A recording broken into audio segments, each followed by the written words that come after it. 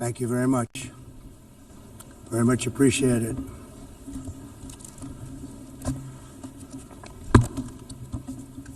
And I don't mind making the speech without a teleprompter, because the teleprompter is not working. I feel very happy to be up here with you nevertheless, and that way you speak more from the heart. I can only say that whoever's operating this teleprompter is in big trouble.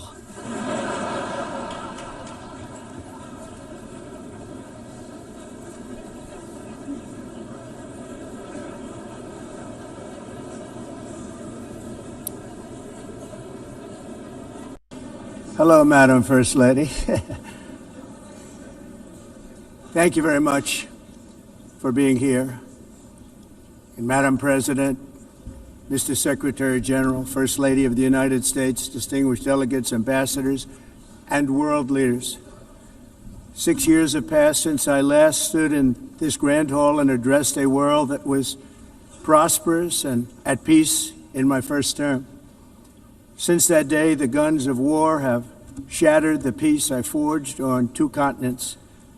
An era of calm and stability gave way to one of the great crises of our time.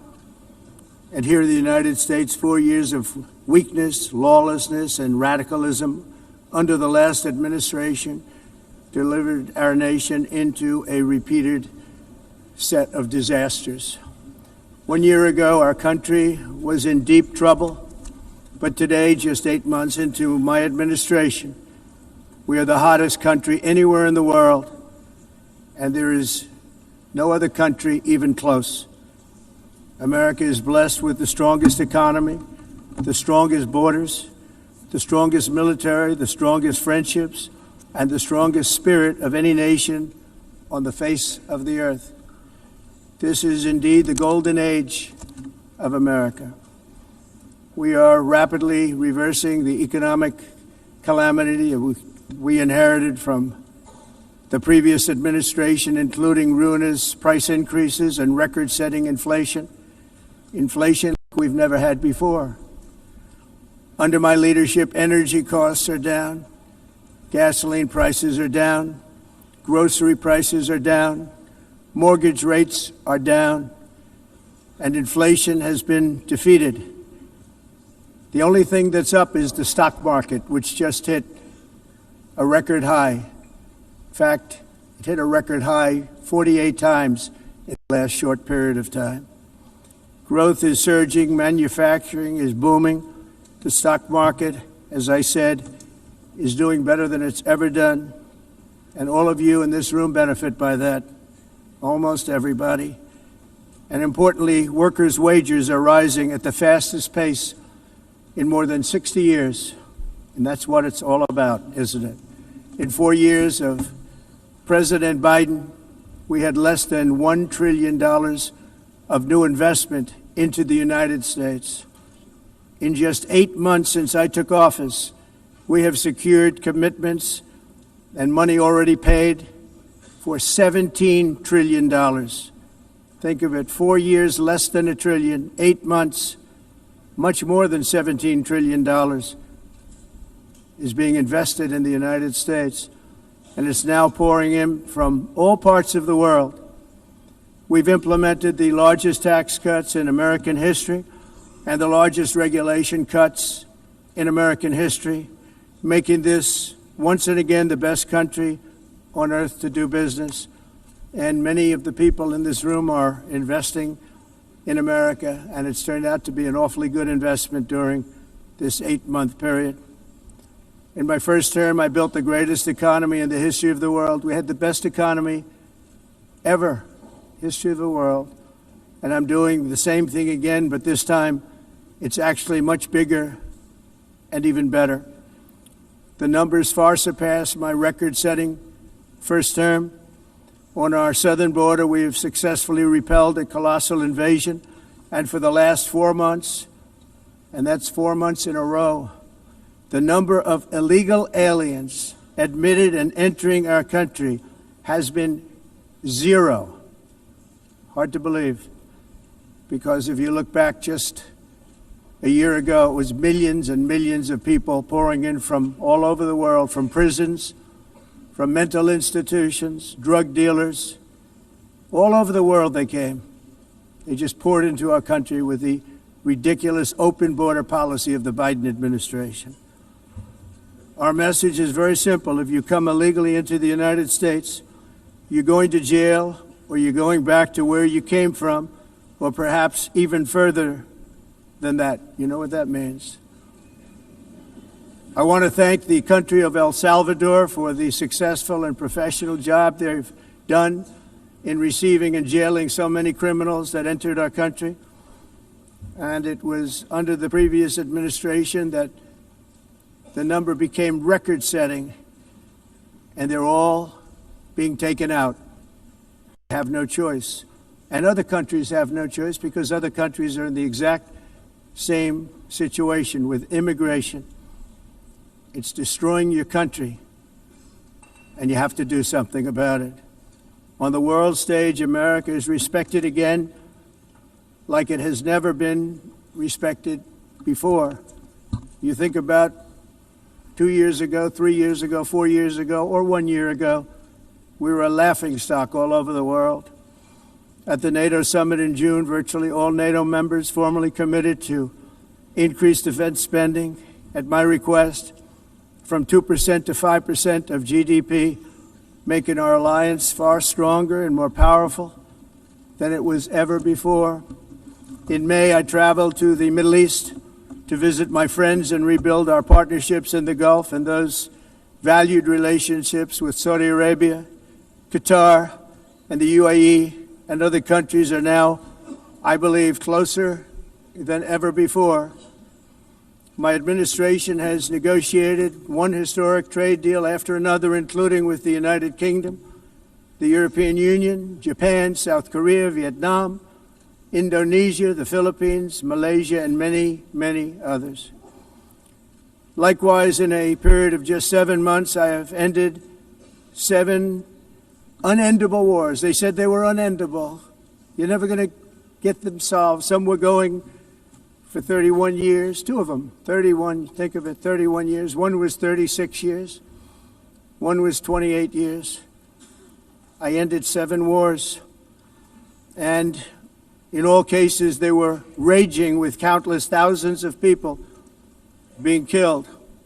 This includes Cambodia and Thailand, Kosovo and Serbia, the Congo and Rwanda, a vicious, violent war that was, Pakistan and India, Israel and Iran, Egypt and Ethiopia, and Armenia and Azerbaijan. It included all of them.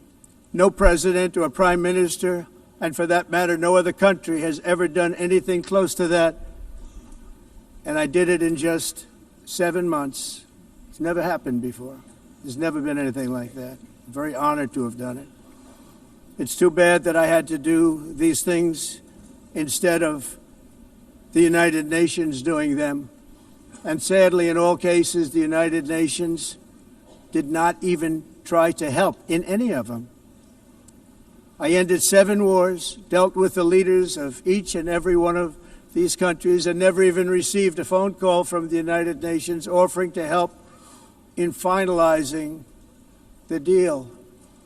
All I got from the United Nations was an escalator that on the way up stopped right in the middle. If the First Lady wasn't in great shape, she would have fallen. But she's in great shape. We're both in good shape. We both stood. And then a teleprompter that didn't work. These are the 2 things I got from the United Nations, a bad escalator and a bad teleprompter. Thank you very much. And by the way, it's working now. It just went on. Thank you. I think I should just do it the other way. It's easier. Thank you very much. I didn't think of it at the time because I was too busy working to save millions of lives. That is the saving and stopping of these wars. But later I realized that the United Nations wasn't there for us. They weren't there. I thought of it really after the fact, not during these negotiations, which were not easy. That being the case, what is the purpose of the United Nations? The UN has such tremendous potential. I've always said it. It has such tremendous, tremendous potential, but it's not even coming close to living up to that potential. For the most part, at least for now, all they seem to do is write a really strongly worded letter and then never follow that letter up. It's empty words, and empty words don't solve war. The only thing that solves war and wars is action. Now, after ending all of these wars and also earlier negotiating the Abraham Accords, which is a very big thing for which our country received no credit, never receives credit. Everyone says that I should get the Nobel Peace Prize for each one of these achievements. But for me, the real prize will be the sons and daughters who live to grow up with the mothers and fathers, because millions of people are no longer being killed in endless and unglorious wars. What I care about is not winning prizes, it's saving lives. We saved millions and millions of lives with the 7 wars. And we have others that we're working on, and you know that. Many years ago, a very successful real estate developer in New York, known as Donald J. Trump, I bid on the renovation and rebuilding of this very United Nations complex. I remember it so well. I said at the time that I would do it for $500 million, rebuilding everything. It would be beautiful. I used to talk about, I'm going to give you marble floors. They're going to give you terrazzo. I'm going to give you the best of everything. You're going to have mahogany walls. They're going to give you plastic. But they decided to go in another direction, which was much more expensive at the time, and which actually produced a far inferior product. And I realized that they did not know what they were doing when it came to construction, and that their building concepts were so wrong, and the product that they were proposing to build was so bad and so costly. It was going to cost them a fortune. And I said, and wait till you see the overruns. Well, I turned out to be right. They had massive cost overruns and spent between $2 and $4 billion on the building and did not even get the marble floors that I promised them. You walk on terrazzo. Do you notice that? As far as I'm concerned, frankly, looking at the building and getting stuck on the escalator, they still haven't finished the job. They still haven't finished. That was years ago. The project was so corrupt that Congress actually asked me to testify before them on the tremendous waste of money, because it turned out that they had no idea what it was, but they knew it was anywhere between $2 and $4 billion as opposed to $500 million with a guarantee. But they had no idea, and I said it cost much more than $5 billion. Unfortunately, many things in the United Nations are happening just like that, but on an even much bigger scale, much, much bigger. Very sad to see. Whether the UN can manage to play a productive role, I've come here today to offer the hand of American leadership and friendship to any nation in this assembly that is willing to join us in forging a safer, more prosperous world. And it's a world that we'll be much happier with. A dramatically better future is within our reach. But to get there, we must reject the failed approaches of the past and work together to confront some of the greatest threats in history. There is no more serious danger to our planet today than the most powerful and destructive weapons ever devised by man, of which the United States, as you know, has many. Just as I did in my first term, I've made containing these threats a top priority, starting with the nation of Iran. My position is very simple. The world's #1 sponsor of terror can never be allowed to possess the most dangerous weapon. That's why shortly after taking office, I sent the so-called Supreme Leader a letter making a generous offer. I extended a pledge of full cooperation in exchange for a suspension of Iran's nuclear program. The regime's answer was to continue their constant threats to their neighbors and U.S. interests throughout the region, and some great countries that are right nearby. Today, many of Iran's former military commanders, in fact, I can say almost all of them, are no longer with us. They're dead. And 3 months ago, in Operation Midnight Hammer, 7 American B-2 bombers dropped the 14 30,000-pound each bombs on Iran's key nuclear facilities, totally obliterating everything. No other country on earth could have done what we did. No other country has the equipment to do what we did. We have the greatest weapons on earth. We hate to use them. But we did something that for 22 years people wanted to do. With Iran's nuclear enrichment capacity demolished, I immediately brokered an end to the 12-day war, as it's called, between Israel and Iran, with both sides agreeing to fight no longer. As everyone knows, I have also been deeply engaged in seeking a ceasefire in Gaza. Have to get that done. Have to get it done. Unfortunately, Hamas has repeatedly rejected reasonable offers to make peace. We can't forget October 7th, can we? Now, as if to encourage continued conflict, some of this body is seeking to unilaterally recognize a Palestinian state.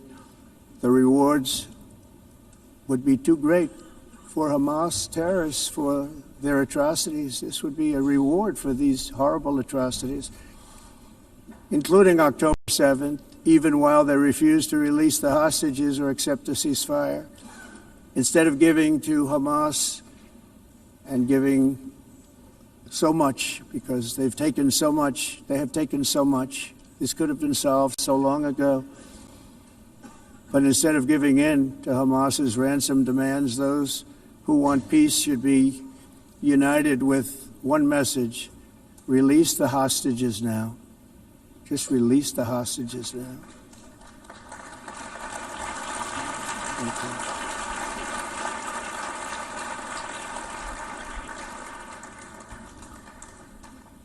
Thank you. As we have got to come together, and we will come together, got to get it done. We have to stop the war in Gaza immediately. We have to stop it. We have to get it done.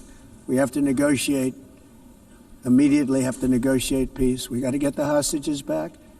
We want all 20 back. We don't want 2 and 4. As you know, I got, along with Steve Witkoff and others that helped us, Marco Rubio, we got most of them back. We were involved in all of them. But I always said the last 20 are going to be the hardest, and that's exactly what happened. We have to get them back now. We don't want to get back 2, and then another 2, and then 1, and then 3.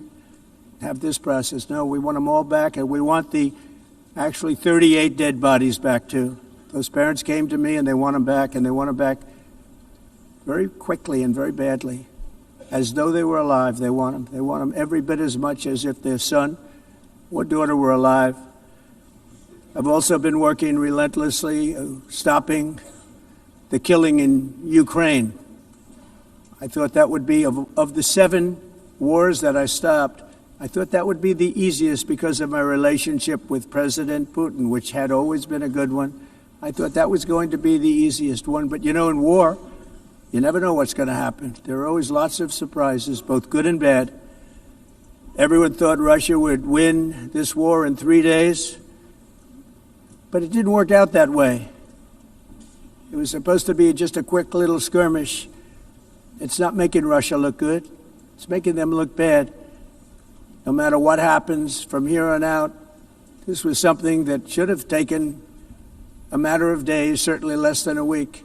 And they've been fighting for 3.5 years and killing anywhere from 5,000 to 7,000 young soldiers, mostly soldiers, on both sides, every single week, from 5,000 to 7,000 dead young people, and some in cities, much smaller numbers, where rockets are shot, where drones are dropped. This war would never have started if I were president. This was a war that should have never happened. It shows you what leadership is, what bad leadership can do to a country. Look what happened to the United States, and look where we are right now in just a short period of time. The only question now is how many more lives will be needlessly lost on both sides. China and India are the primary funders of the ongoing war by continuing to purchase Russian oil. But inexcusably, even NATO countries have not cut off much Russian energy and Russian energy products, which, as you know, I found out about 2 weeks ago, and I wasn't happy. Think of it. They're funding the war against themselves. Who the hell ever heard of that one? In the event that Russia is not ready to make a deal to end the war, then the United States is fully prepared to impose a very strong round of powerful tariffs, which would stop the bloodshed, I believe, very quickly. But for those tariffs to be effective, European nations, all of you are gathered here right now, would have to join us in adopting the exact same measures. I mean, you're much closer to this. We have an ocean in between. You're right there. And Europe has to step it up. They can't be doing what they're doing. They're buying oil and gas from Russia while they're fighting Russia. It's embarrassing to them, and it was very embarrassing to them when I found out about it, I can tell you that. They have to immediately cease all energy purchases from Russia. Otherwise, we're all wasting a lot of time. So I'm ready to discuss this. We're going to discuss it today with the European nations, all gathered here. I'm sure they're thrilled to hear me speak about it, but that's the way it is. I like to speak my mind and speak the truth. As we seek to reduce the threat of dangerous weapons today, I'm also calling on every nation to join us in ending the development of biological weapons once and for all.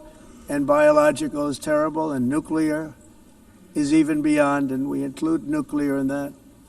We want to have a cessation of the development of nuclear weapons. We know, and I get to view it all the time. Sir, would you like to see? And I look at weapons that are so powerful that we just can't ever use them.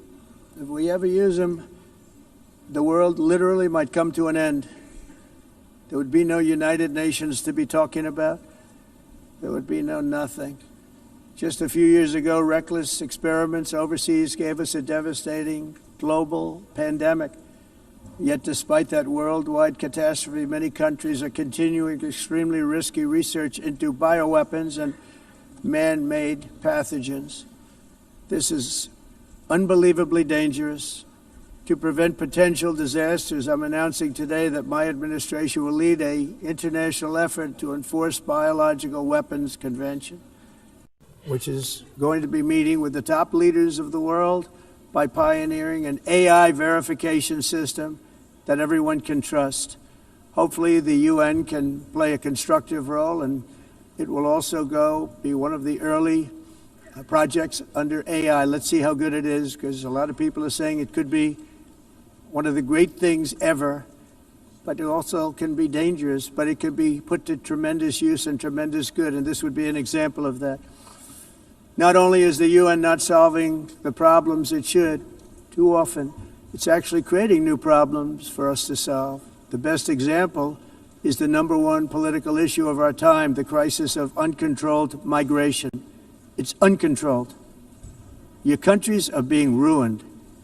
The United Nations is funding an assault on Western countries and their borders. In 2024, the UN budgeted $372 million in cash assistance to support an estimated 624,000 migrants journeying into the United States. Think of that. The UN is supporting people that are illegally coming into the United States, and then we have to get them out. The UN also provided food, shelter, transportation, and debit cards to illegal aliens. Can you believe that? On the way to infiltrate our southern border. Millions of people came through that southern border. Just a year ago, millions and millions of people were pouring in, 25 million altogether over the 4 years of the incompetent Biden administration. And now we have it stopped, totally stopped. In fact, they're not even coming anymore because they know they can't get through.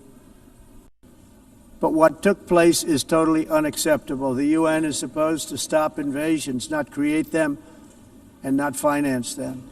In the United States, we reject the idea that mass numbers of people from foreign lands can be permitted to travel halfway around the world, trample our borders, violate our sovereignty, cause unmitigated crime, and deplete our social safety net.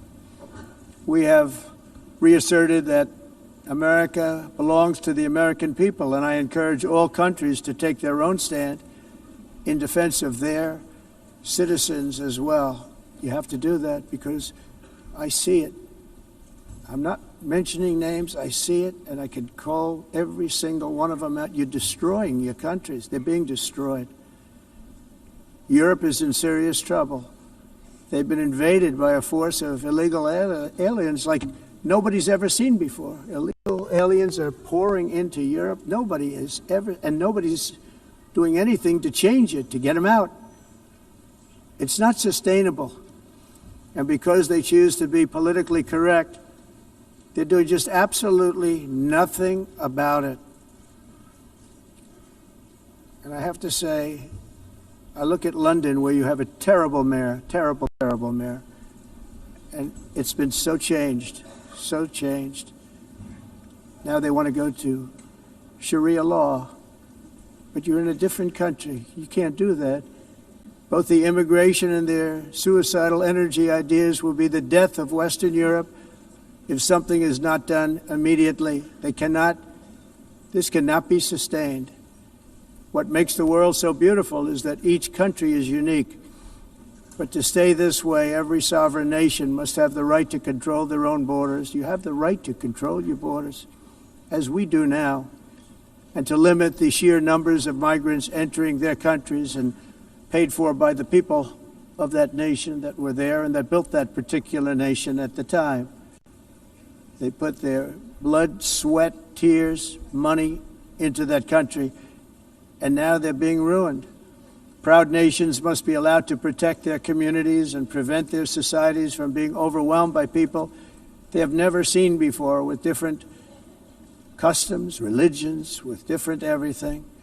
Where migrants have violated laws, lodged false asylum claims, or claimed refugee status for illegitimate reasons, they should, in many cases, be immediately sent home. And while we will always have a big heart for places and people that are struggling and truly compassionate, answers will be given. We have to solve the problem, and we have to solve it in their countries, not create new problems in our countries. And we are very helpful to a lot of countries that are just not able to send their people anymore. They used to send them to us in caravans of 25,000, 30,000 people each. These massive caravans of people pouring into our country, totally unchecked and unvetted. But not anymore. According to the Council of Europe, in 2024, almost 50% of inmates in German prisons were foreign nationals or migrants. In Austria, the number was 53% of the people in prisons were from places that weren't from where they are now. In Greece, the number was 54%, and in Switzerland, beautiful Switzerland, 72% of the people in prisons are from outside of Switzerland. When your prisons are filled with so-called asylum seekers who repaid kindness, and that's what they did, they repaid kindness with crime, it's time to end the failed experiment of open borders. You have to end it now. See, I can tell you, I'm really good at this stuff. Your countries are going to hell. In America, we've taken bold action to swiftly shut down uncontrolled migration. Once we started detaining and deporting everyone who crossed the border and removing illegal aliens from the United States, they simply stopped coming. They're not coming anymore. We're getting a lot of credit, but they're not coming anymore. This was a humanitarian act for all involved, because on the trips up, thousands of people a week were dying. Women were being raped. Nobody's ever seen anything like it. Raped, horribly beaten, raped. On the trip up, the journey up, it was a long walk. It was a long, arduous journey, indeed. And it was also a historic victory against human trafficking throughout the region. What we did was a victory, and we saved so many lives of people that wouldn't make the journey. That journey was loaded up with death. loaded up with death. Dead bodies all along the roads of jungles to get up. They go through jungles, they go through areas so hot you couldn't breathe. They were dying of suffocation, areas so hot that you couldn't breathe. Dead bodies all over.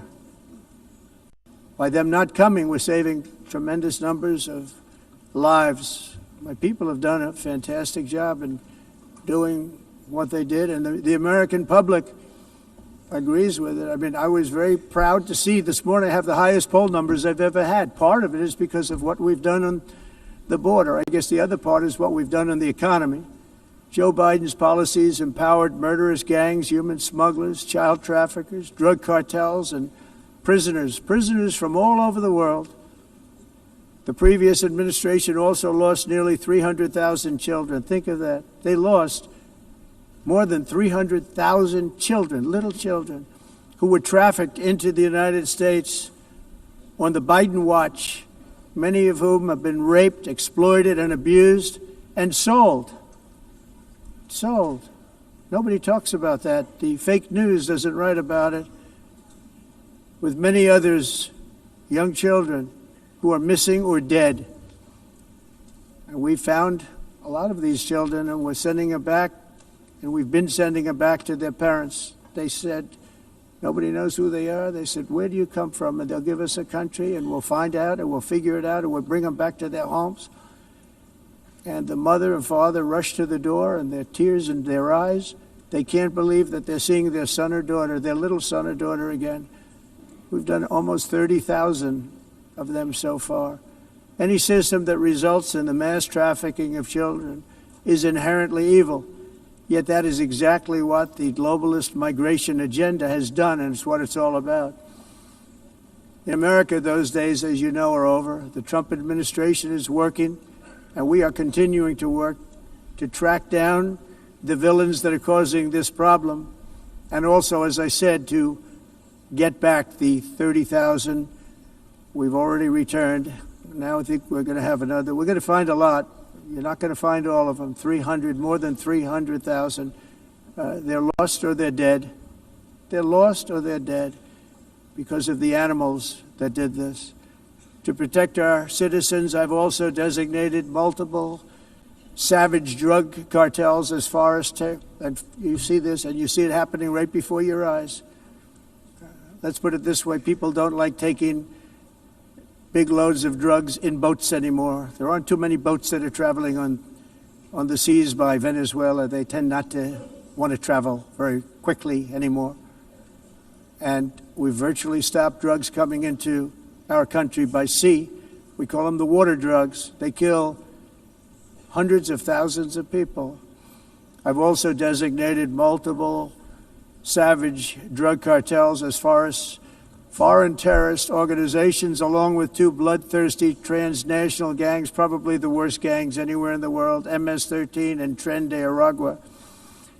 Tren de Aragua is from Venezuela, by the way.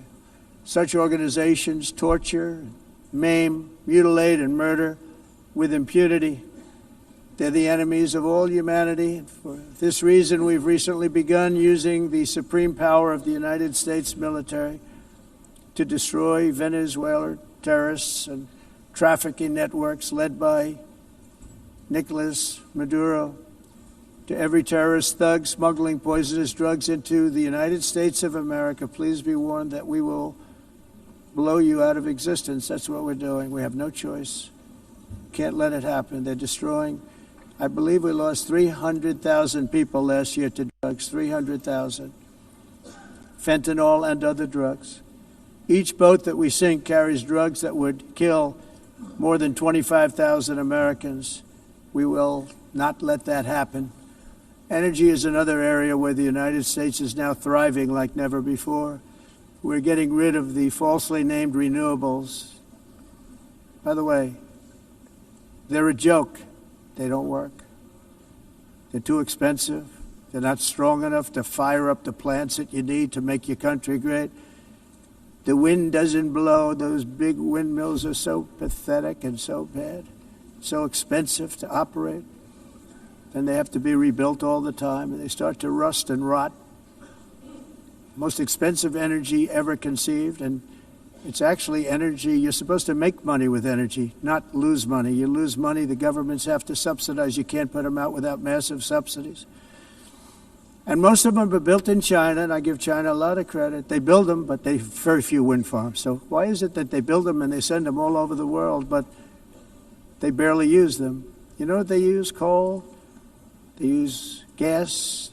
They use almost anything, but they don't like wind.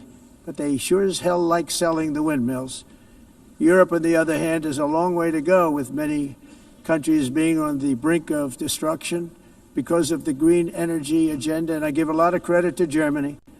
Germany was being led down a very sick path, both on immigration, by the way, and on energy.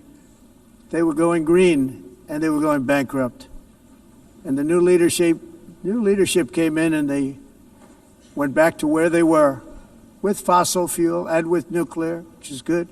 It's now safe, and you can do it properly. But they went back to where they were, and they opened up a lot of different plants, energy-producing plants, and they're doing well. I give Germany a lot of credit for that. They've said this is a disaster, what's happening. They were going all green. All green is all bankrupt. That's what it represents. And it's not politically correct. I'll be very badly criticized for saying it, but I'm here to tell the truth. I don't care. It doesn't matter to me. I'm in New York City. I'm feeling a lot safer. Crime, we're getting crime down. And by the way, speaking of crime, Washington, D.C. Washington, D.C. was the crime capital of America. Now it's after 12 days, it's a totally safe city. Everyone's going out to dinner. They're going out to restaurants. Your wife can walk down the middle of the street with or without you. Nothing's going to happen. My people have done a fantastic job. And yes, I called in the National Guard, and the National Guard took care of business. And they weren't politically correct, but they took care of business. We got 1,700 career criminals out, brought them back to where they came from, the countries where they came from, or put them in jails. Washington, D.C. is now a totally safe city again, and I welcome you to come. In fact, we'll have dinner together at a local restaurant, and we'll be able to walk. We don't have to go by an armor-plated vehicle. We'll walk right over there from the White House. They've given up their powerful edge, a lot of the countries that we're talking about, in oil and gas, such as essentially closing the great North Sea oil. Oh, the North Sea, I know it so well. Aberdeen was the oil capital of Europe, and there's tremendous oil that hasn't been found in the North Sea, tremendous oil. And I was with the Prime Minister I respect and like a lot, and I said, you're sitting with the greatest asset. They essentially closed it by making it so highly taxed that no developer, no oil company can go there. They have tremendous oil left, and more importantly, they have tremendous oil that hasn't even been found yet. And what a tremendous asset for the United Kingdom. And I hope the Prime Minister is listening, because I told it to him 3 days in a row. That's all he heard. North Sea oil, North Sea, because I want to see them do well. I want to stop seeing them ruining that beautiful Scottish and English countryside with windmills and massive solar panels that go 7 miles by 7 miles, taking away farmland. But we're not letting this happen in America. In 1982, the executive director of the United Nations Environmental Program predicted that by the year 2000, climate change would cause a global catastrophe. He said that it will be irreversible, as any nuclear holocaust would be. This is what they said at the United Nations. What happened? Here we are. Another UN official stated in 1989 that within a decade, entire nations could be wiped off the map by global warming. Not happening. You know, it used to be global cooling. If you look back years ago in the 1920s and the 1930s, they said, global cooling will kill the world. We have to do something. Then they said global warming will kill the world, but then it started getting cooler, so now they could just call it climate change, because that way they can't miss. It's climate change, because if it goes higher or lower, whatever the hell happens, there's climate change. It's the greatest con job ever perpetrated on the world, in my opinion. Climate change, no matter what happens, you're involved in that. No more global warming, no more global cooling. All of these predictions made by the United Nations and many others, often for bad reasons, were wrong. They were made by stupid people that have cost their countries fortunes and given those same countries no chance for success. If you don't get away from this green scam, your country is going to fail. And I'm really good at predicting things, you know. They actually said during the campaign they had a hat, the best-selling hat. Trump was right about everything. And I don't say that in a braggadocious way, but it's true. I've been right about everything. And I'm telling you that if you don't get away from the green energy scam, your country is going to fail. And if you don't stop people that you've never seen before, that you have nothing in common with, your country is going to fail. I'm the President of the United States, but I worry about Europe. I love Europe. I love the people of Europe. And I hate to see it being devastated by energy and immigration. This double-tailed monster destroys everything in its wake, and they cannot let that happen any longer. You're doing it because you want to be nice. You want to be politically correct, and you're destroying your heritage. They must take control strongly and immediately of the unmitigated immigration disaster and the fake energy catastrophe before it's too late. The carbon footprint is a hoax made up by people with evil intentions, and they're heading down a path of total destruction. You know, the carbon footprint, it was a big, big thing a few years ago. I remember hearing about the carbon footprint, and then President Obama would get into Air Force One, a massive Boeing 747, and not a new one, an old one with old engines that spew everything into the atmosphere. He'd talk about the carbon footprint, we must do so. Then he'd get in and he'd fly from Washington to Hawaii to play a round of golf. And then he'd get back onto that big, beautiful plane and he'd fly back and he'd talk about, again, global warming and the carbon footprint. It's a con job. At extreme cost and expense, Europe reduced its own carbon footprint by 37%. Think of that. Congratulations, Europe. Great job. You cost yourself a lot of jobs, a lot of factories closed, but you reduced the carbon footprint by 37%. However, for all of that sacrifice and much more, it's been totally wiped out and then some by a global increase of 54%. Much of it coming from China and other countries that are thriving around China, which now produces more CO2 than all the other developed nations in the world. So all of these countries are working so hard on the carbon footprint, which is nonsense, by the way. It's nonsense. You know, it's interesting. In the United States, we have still radicalized environmentalists, and they want the factories to stop. Everything should stop. No more cows. We don't want cows anymore. I guess they want to kill all the cows. They want to do things that are just unbelievable, and you have it too. But you know, we have a border, strong, and we have a shape, and that shape doesn't just go straight up. That shape is amorphous when it comes to the atmosphere. And if we had the most clean air, and I think we do, we have very clean air. We have the cleanest air we've had in many, many years. But the problem is that other countries, like China, which has air that's a little bit rough, it blows. And no matter what you're doing down here, the air up here tends to get very dirty because it comes in from other countries where their air isn't so clean. And the environmentalists refuse to acknowledge that. Same thing with garbage.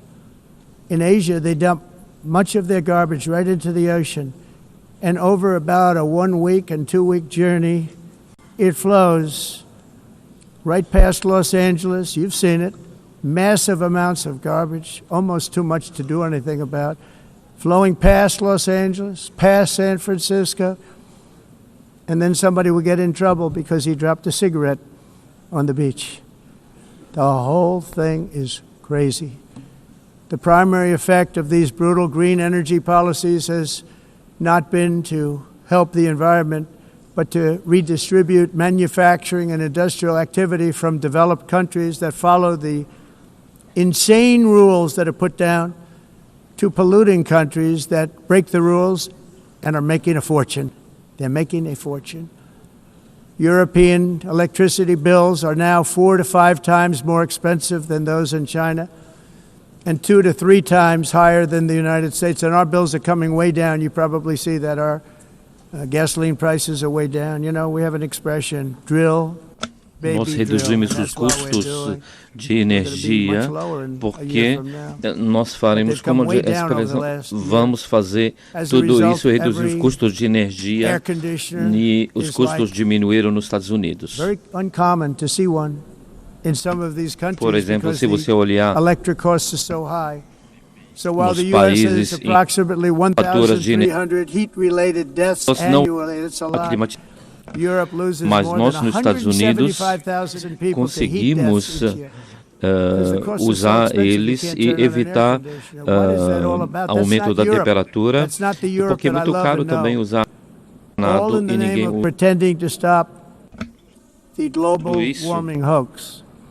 The entire globalist concept of asking successful industrialized nations to inflict pain on agenda mundialista não tem nenhum sentido. Disrupt their entire societies must be rejected completely and totally, and it must be immediate. Aumento da temperatura, porque é muito caro também usar nada e ninguém usa. Pretending to stop is paying so much more than every country. Others weren't paying. China didn't have to pay until 2030. Russia was given an old standard that was easy to meet, a 1990 standard. For the United States, we're supposed to pay like $1 trillion. And I said, this is another scam. The fact is, the United States has been taken advantage of by the world for many, many years, but not any longer, as you probably noticed. I unleashed massive energy production and signed historic executive orders to hunt for oil, but we don't have to do much hunting because we have the most oil of any nation anywhere, oil and gas in the world. And if you add coal, we have the most of any nation in the world. Clean, I call it clean, beautiful coal. You can do things today with coal that you couldn't have done 10 years ago, 15 years. So I have a little standing order in the White House. Never use the word coal, only use the words clean, beautiful coal. Sounds much better, doesn't it? But we stand ready to provide any country with abundant, affordable energy supplies if you need them, when most of you do. We're proudly exporting energy all over the world. We're now the largest exporter. In the United States, we want trade and robust commerce with all nations, everybody. We want to help nations. We're going to help nations. But it must also be fair and reciprocal. The challenge with trade is much the same with climate.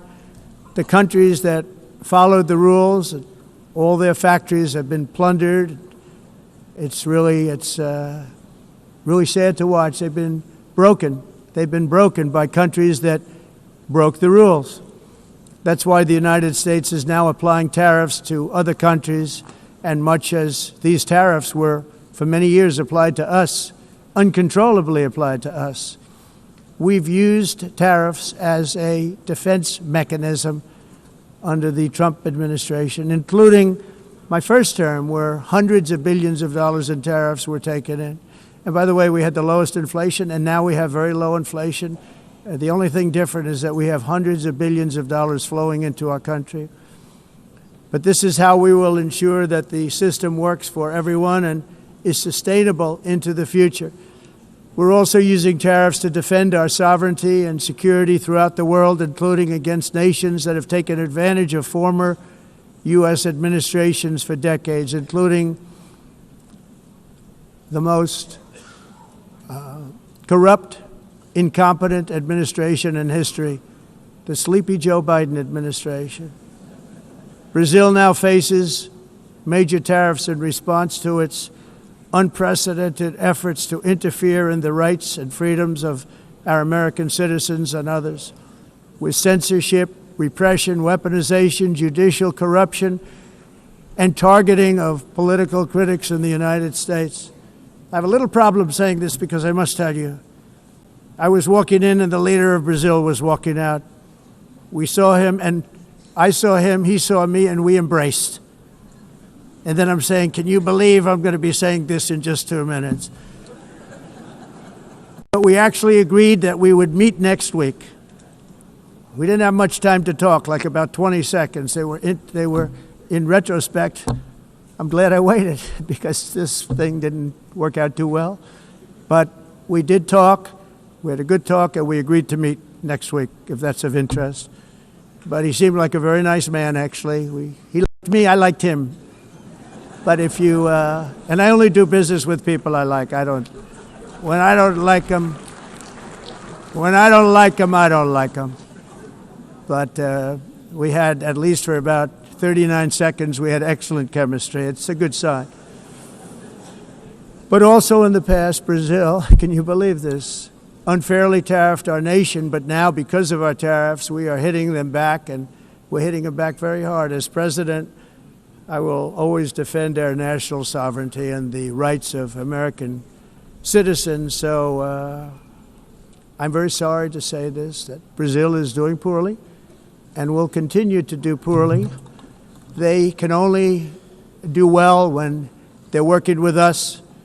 Without us, they will fail, just as others have failed. It's true. Next year, the United States will celebrate the 250th anniversary of our glorious independence, a testament to enduring power and American freedom and spirit.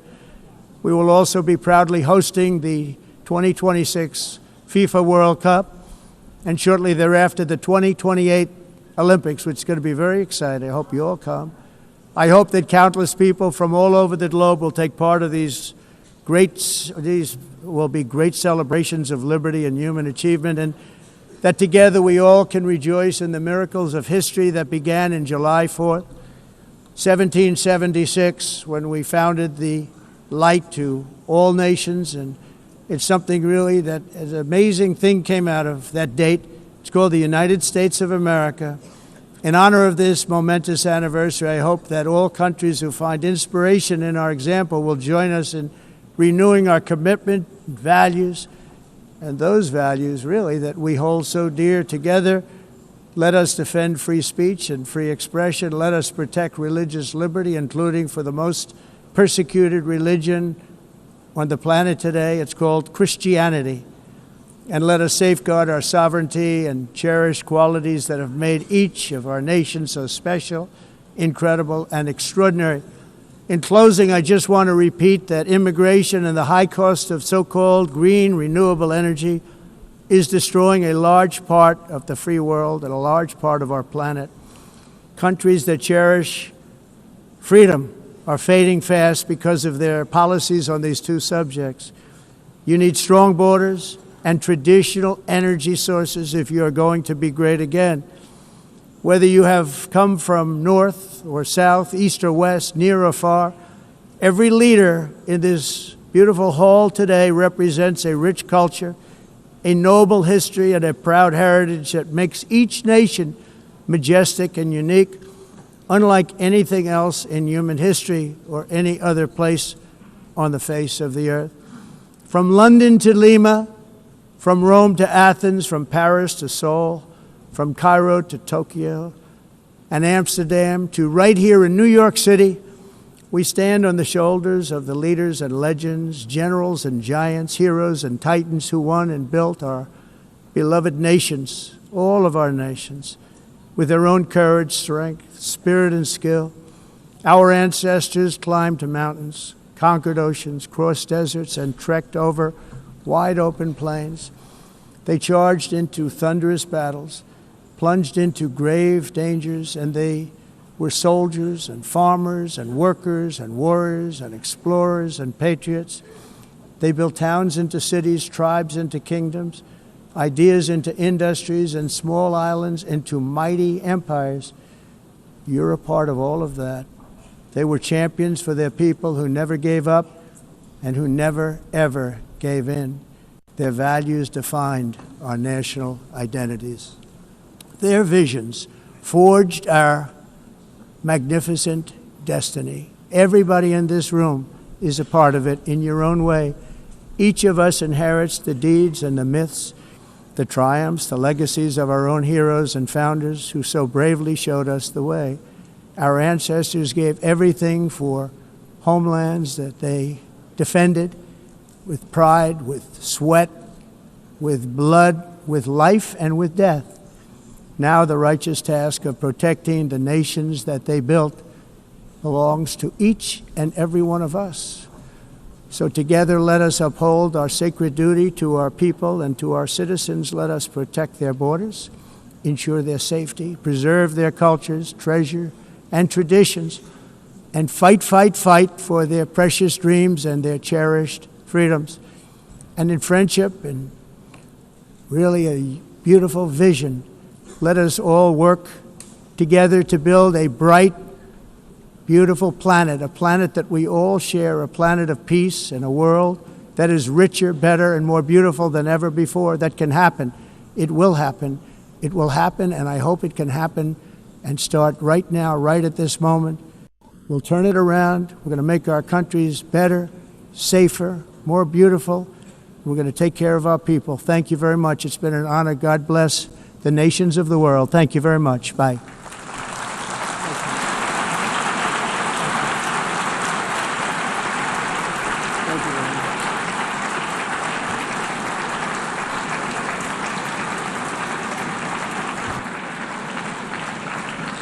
On behalf of the Assembly, I wish to thank the President of the United States,